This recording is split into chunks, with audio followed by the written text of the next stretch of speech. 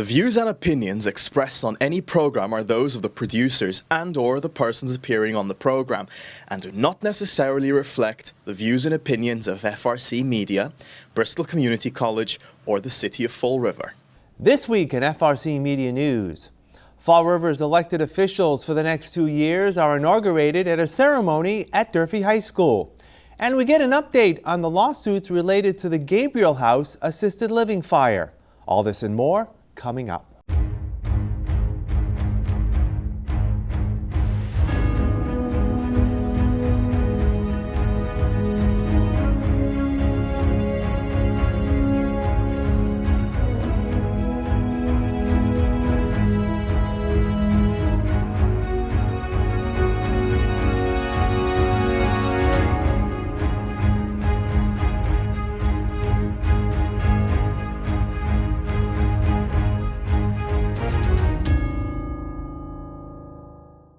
It's Thursday, January 8th, 2026. This is FRCmedia News. I'm Keith Tebow. Fall River Mayor Paul Coogan, along with newly elected members of the City Council and School Committee, were sworn into office this week at inauguration ceremonies held at Durfee High School. For Mayor Coogan, this is his fourth and final inauguration ceremony, indicating that he plans not to seek re-election in 2027. During his address, the mayor focused on the successes of his first 6 years in office. Among them, he says the rise in property values across the city has made it a desired destination for families. Home values across the city have risen significantly from the $350,000 on average when I took office in 2020 to more than $468,000 on average today. This rise reflects increased demand, renewed neighborhood vitality, and a belief that our city is on an upward trajectory. For homeowners, this means growing equity and stability, and for a city as a whole, it signals renewed faith in our future. My administration is committed to expanding housing opportunities across the income spectrum. That means encouraging responsible development, supporting the creation of new housing units, rehabilitating existing properties, and working with our nonprofits and private partners to ensure that housing growth benefits everyone. At the same time, rising home values must be balanced with a strong commitment to affordability. A successful city is one where long-time residents can remain in their neighborhoods they helped to build, where young families can afford to put down roots, and where seniors can age in place with dignity. This is why my administration remains committed to preserving affordable and subsidized housing opportunities across Fall River. The mayor focused on improvements made within the city's public school district. Our students are making significant strides in academic performance, test results, and graduation rates. Just as importantly, enrollment in Fall River schools is growing. Again, in 2020, we had 10,220 students. They were enrolled in our schools. Today, that number is over 11,000. Families are choosing to stay, and that confidence speaks volume about the direction of our schools, the dedication of our educators, our administrators, and the staff who work every day to support our students. But there's still more work to be done, and educational improvement is not a single achievement, but an ongoing commitment. We will continue to invest in our schools.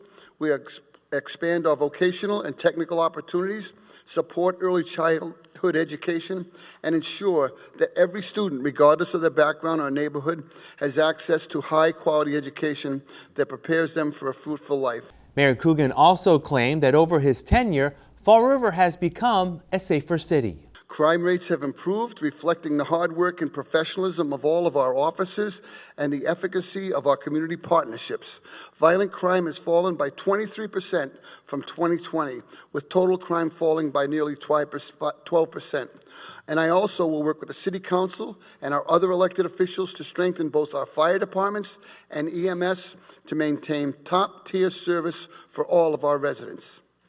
My administration is committed to continuing its balanced approach, one that emphasizes enforcement, prevention, and trust. Safe neighborhoods are built not only through patrols and response time, but through relationships, youth engagement, mental health resources, and a justice system that is fair and effective. Our goal is simple.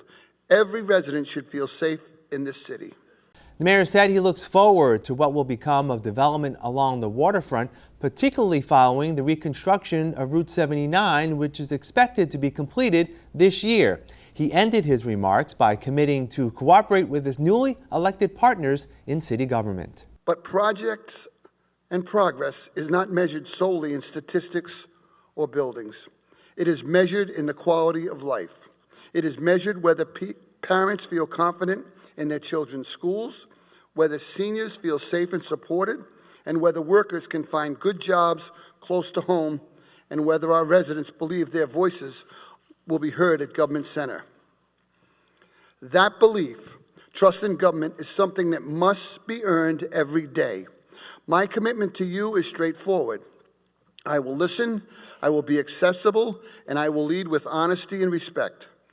Disagreement is a natural part of democracy, and we must always remember that we share a common goal: a stronger, a fairer, and a more prosperous Fall River.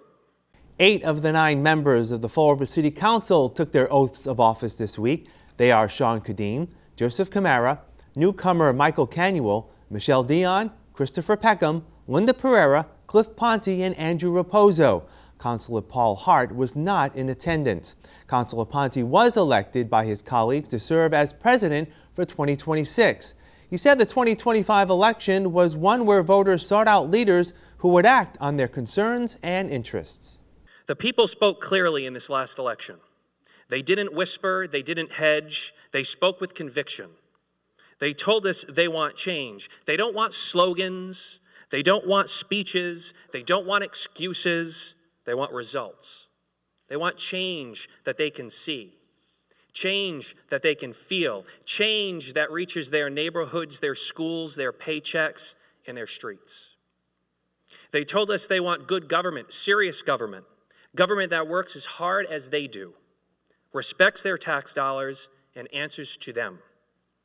Tonight, every elected official on this stage accepts that responsibility, knowing the standard has been raised and people are watching.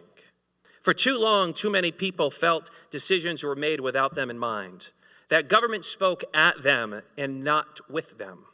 That ends now. Not because we do not inherit power, we inherit responsibility. A responsibility to listen before we lead, a responsibility to govern with discipline and humility, a responsibility to remember that every single ounce of authority that we hold is borrowed from the people, and it must be earned back every day, every week, every year, every election cycle. That's not politics, that's leadership. Councilor Michelle Dion was elected to serve as vice president of the council for the coming year. 3 new faces make up the 6-member panel on the Fall River School Committee. Anna Riley hopes to utilize her experience as an educator and administrator, both in Fall River and Rhode Island, to aid her in setting policy within the district. I think just my knowledge of how policy works and procedures to really hone in on what the duties and responsibilities of the school committee are versus what those of the district are, to help us stay focused in the work that we need to do. I've been a part of working with school committees for a long time, but never been the school committee member. I'm looking forward to starting our strategic plan, to really digging into the budget, and to really start goal setting together with my fellow committee members and the community of the district. Ms. Riley is joined on the school committee by fellow newcomers Emmanuel Moniz and Chanel Stewart, along with incumbents Kevin Aguiar, Colin Dias, and Thomas Corey. It's been nearly 6 months since the fire of the Gabriel House Assisted Living facility in Fall River claimed the lives of 10 residents and injured many others.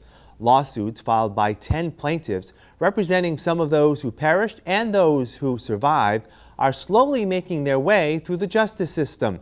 Lawsuits allege negligence on the part of Gabriel Care LLC, its trustees Daniel Etzkorn and Karen Etzkorn, and Fire Systems Incorporated of Dartmouth, which was responsible for fire inspections and system maintenance within the building at 261 Oliver Street. Under the current timeline of proceedings set by Bristol County Superior Court Judge Rafi Yasayan, plaintiffs have until late February to attach any additional defendants to their cases. Those defendants have until the end of March to file motions related to those charges. Attorney Stephen Sabra represents 2 residents who died and 2 survivors. At a hearing last month, Judge Yasayan agreed with the plaintiff's request that Gabriel House not be allowed to collect all of its insurance related to the property and ruled that an additional amount be set aside based on the value of the real estate. We know that the building itself was insured, but the people inside, the vulnerable people inside, there was no insurance for liability. So what we had to do and what we did was two things. One was to tie up the insurance that would have been paid for the damage to the building, to preserve it in case there's a judgment in favor of the victims, and that amount is $6 million. Then we also filed a motion to attach the real estate, and that was allowed in the amount of $5 million. So we're trying to preserve some money for the victims of this tragedy. It doesn't mean necessarily that they're going to get that money. What it means is that money is preserved in case there's a judgment, if there's a judgment in the future in favor of the plaintiffs. The attorneys representing the plaintiffs have also filed a motion to consolidate their cases. It's very likely that they're somehow going to be consolidated, because if the court doesn't do that, we're going to have it's going to be kind of chaotic with each plaintiff, taking depositions on different dates of the same defendant. So I think what's going to happen is, maybe come up with some type of a master complaint that covers all the claims of all the plaintiffs, because they're all the same as far as the negligence part of this case. What's different is the damages. Each person has a different type of damage case. So it makes sense to come up with some kind of a master complaint and then have separate presentations for each injured party or on each death case. Among the allegations in the lawsuits were the effectiveness of the sprinkler system within the facility. The fire started in a particular room, and the sprinkler there malfunctioned, and it's alleged that sprinkler and other sprinklers in the building malfunctioned, and that those sprinklers were part of a recall from 20 years ago by the manufacturer, and some of what's been filed in court as far as documentation seems to show that this company, Fire Systems, in September of 2024, about 7-8 months, I guess, before the fire, filed a report essentially pointing out that some of these sprinklers were part of that recall, and that report was submitted to representatives of Gabriel Care.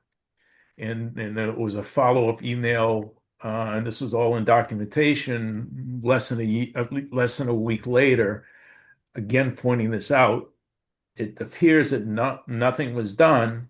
Attorney Saber says lawyers should be deliberate in serving their clients despite their need for closure.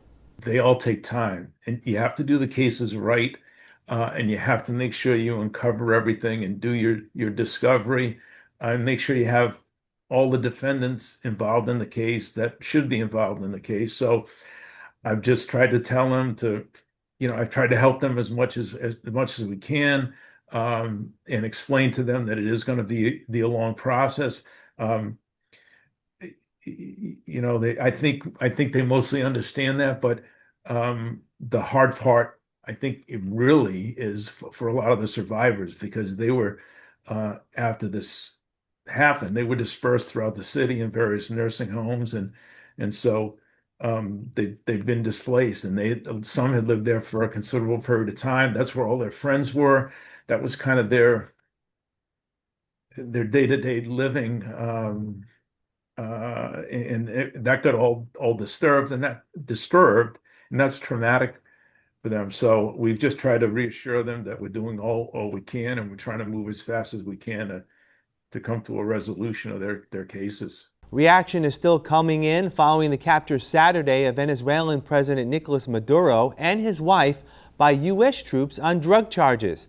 Massachusetts 4th District Congressman Jake Auchincloss, who represents Fall River, appeared on CNN Tuesday night and called the operation illegal and without congressional support. Congress right now, Anderson, really has three jobs amidst this chaos created by the White House. Number one, we got to prevent boots on the ground in Venezuela. We don't want jungle warfare. Number two, we've got to prevent Latin American nations, particularly Brazil, from further drifting towards China, ironically in violation of the Monroe Doctrine. And then third, we got to protect our alliances. We have to make clear that the military is indeed off the table in regards to Greenland.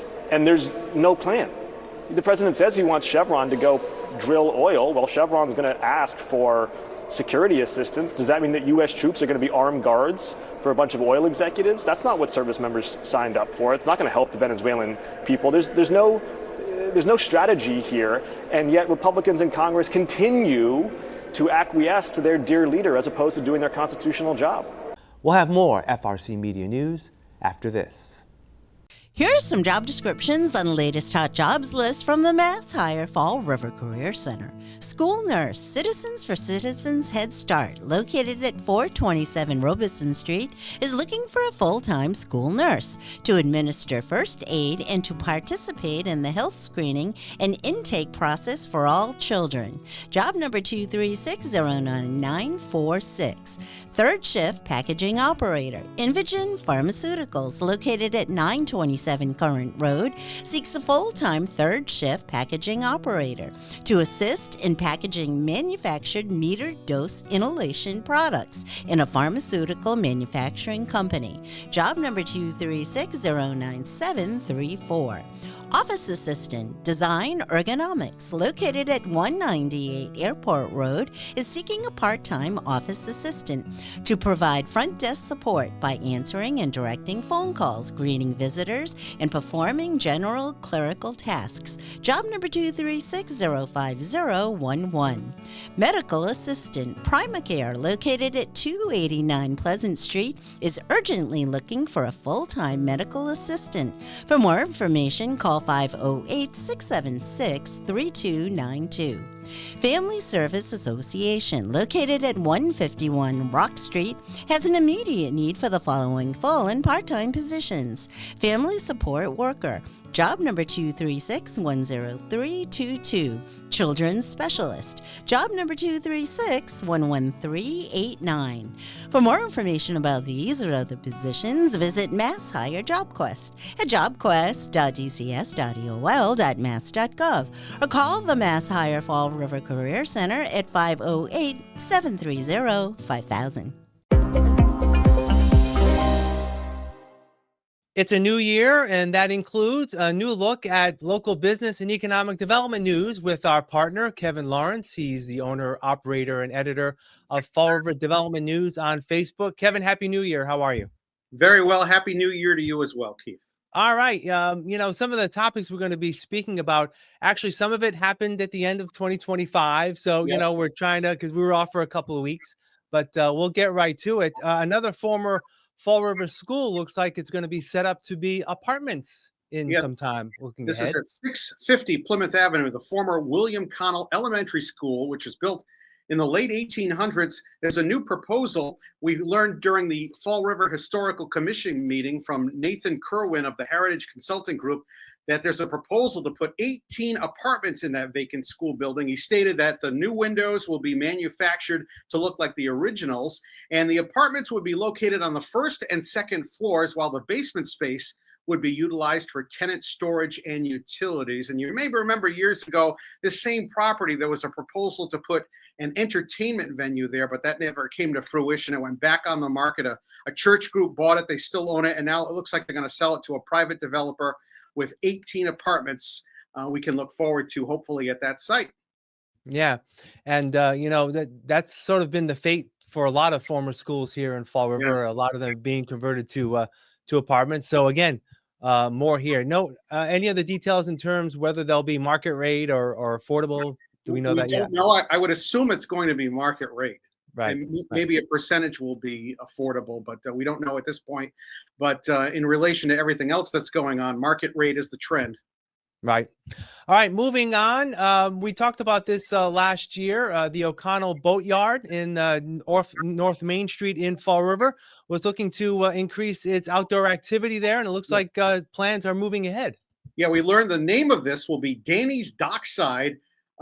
It's going to be a new bar and entertainment venue along the waterfront. It'll be seasonal. It will be open from May through October. They're planning to open up around May 15th this year. This is at the O'Connell Boatyard at 180 River Street.